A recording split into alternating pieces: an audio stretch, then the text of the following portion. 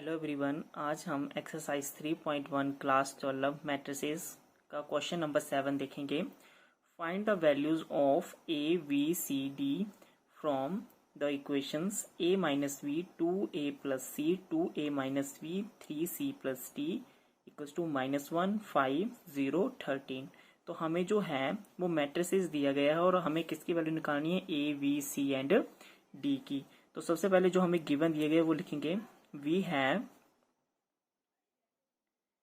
a minus v, 2a minus v, 2a plus c, 3c plus d equals to -1 0 5 and 13।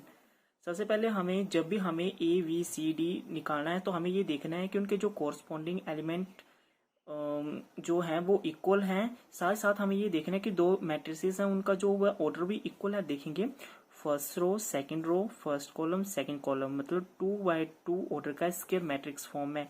और यहाँ first row first second row first column second column, तो 2x2। तो satisfy हो गया कि two matrices are equal if their corresponding elements are also equal. तो हम आगे लिखेंगे टू मैट्रिसेस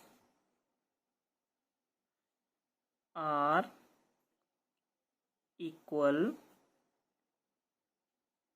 यानी कि same order if their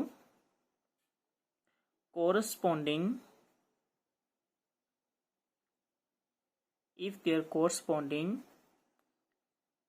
elements are also equal।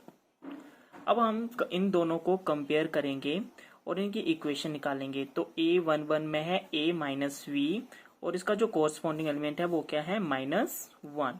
तो इसको हम इक्वेशन नंबर 1 दे देंगे। दूसरा है 2a plus C equals to, इस पोजीशन पे आपका आ जाएगा 5, इसको इक्वेशन नंबर दे देंगे 2। नेक्स्ट है 2a minus V equals to 0, इसको इक्वेशन नंबर दे देंगे 3। नेक्स्ट है 3c plus D equals to corresponding element है 13, इसको हम दे देंगे इक्वेशन नंबर 4। अगर आप ध्यान से देखें फ्रॉम इक्वेशन नंबर 3 को अगर आप ध्यान से देखें तो यहाँ से एक बड़ा अच्छा रिजल्ट हमें मिल रहा है। 2a minus V equals to 0। अगर यहाँ पर a प्लस a कर दें यानी कि 2a minus V equals to 0। अब यहाँ पर जो है a माइनस वी, मैंने a प्लस a को इसलिए एक्सपेंड किया क्योंकि यहाँ पर a माइनस वी की वैल्यू जो इक्वेशन नंबर 1 से हमें बड़ी आसानी से मिल रही है। इसका मतलब implies that a minus V की वैल्यू हमारे पास इक्वेशन नंबर 1 में कितनी है, -1, ठीक है, इक्वल्स टू 0 इम्प्लाइज दैट। तो a की वैल्यू जो है यहाँ पे नेगेटिव साइन है, दूसरी साइड जाके पॉजिटिव हो जाएगा, तो a इक्वल्स टू 1। और यहाँ पे साथ ही साथ ये लिख लेंगे देयरफॉर वाई यूजिंग इक्वेशन 1, कि हमने इक्वेशन 1 को जो है वो यूज किया हुआ है। अब नेक्स्ट हम क्या करते हैं, जैसे हमारे पास a की वैल्यू निकल आई, हम बड़ी आसानी से जो नेक्स्ट वैल्यू निकाल सकते हैं जहां पे a और b का कॉम्बिनेशन है। तो हम किसी भी एक पर्टिकुलर में भर देते हैं, हम c की वैल्यू निकाल सकते हैं इक्वेशन नंबर 2 में। तो 2a plus C equals to 5। 2a की जगह वैल्यू के हम भर देंगे 1 प्लस सी इक्वल्स टू 5। तो 2 into 2 2 plus C equals to 5। तो इम्प्लाइज दैट तो c इक्वल्स टू 5 माइनस 2, तो c की वैल्यू कितनी आ जाएगी, 3 आ जाएगी। तो हम लिख सकते हैं c इक्वल्स टू 3। तो हमने a भी निकाल लिया है एंड c भी निकाल लिया है।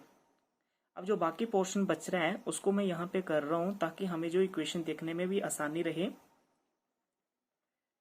अब हमने a और c को तो निकाल लिया, अब हम b को भी निकाल सकते हैं देयरफॉर इक्वेशन नंबर 1 से। तो equation number 1 a minus V equals to -1। a की आपको पता है वैल्यू की निकाली, हमने 1 निकाली है, ये लिखा हुआ है 1। आगे क्या है, minus V equals to -1 implies that -v को यहाँ रहने देते हैं और -1 को इस साइड ही रहने देंगे, मगर ये जो प्लस का 1 है ये दूसरी साइड जाके क्या बन जाएगा, -1। तो माइनस का v माइनस माइनस प्लस, हमेशा साइन बड़ी वैल्यूज का, ऑब्वियसली यहाँ पे सेम है तो माइनस ही minus minus cancel out and v equals to 2। तो v की वैल्यू कितनी आ जाएगी, 2 आ जाएगी। अब हमें जो है वो क्या कौन सी वैल्यू निकालनी, d निकालना है। तो आप देखेंगे देयरफॉर इन इक्वेशन नंबर 4 को देखेंगे कि आपके पास 3c plus D equals to 13। इस इक्वेशन को मैंने इसलिए उठाया क्योंकि हमें ऑलरेडी ही c की वैल्यू पता है। तो c की वैल्यू हमारे पास कितनी निकली हुई है, 3 निकली हुई है। तो 3 multiply by 3 plus D equals to 13 implies that 3 3 is 9 plus d equals to 13 and d equals to 13 और ये प्लस के 9 है, दूसरी साइड जाके जो वैल्यू वो नेगेटिव हो जाएगी आपकी। तो हमारे पास d जो है वो कितना बच जाएगा, 4 बच जाएगा। तो हम लास्ट में लिख सकते हैं हैंस a इक्वल्स टू 1। ये रिजल्ट आपको लिखना बहुत जरूरी होता है कि एक मतलब फॉर्म बच जाती है देखने में, जो रिजल्ट जो हमें सारी चीजों का एक कॉन्ट्राडिक्ट रिजल्ट निकलाता है। तो a equals to 1, v equals to 2, c equals to 3 and d equals to 4। और देखने में भी एग्जामिनर को अच्छा लगता है ये। Thank you.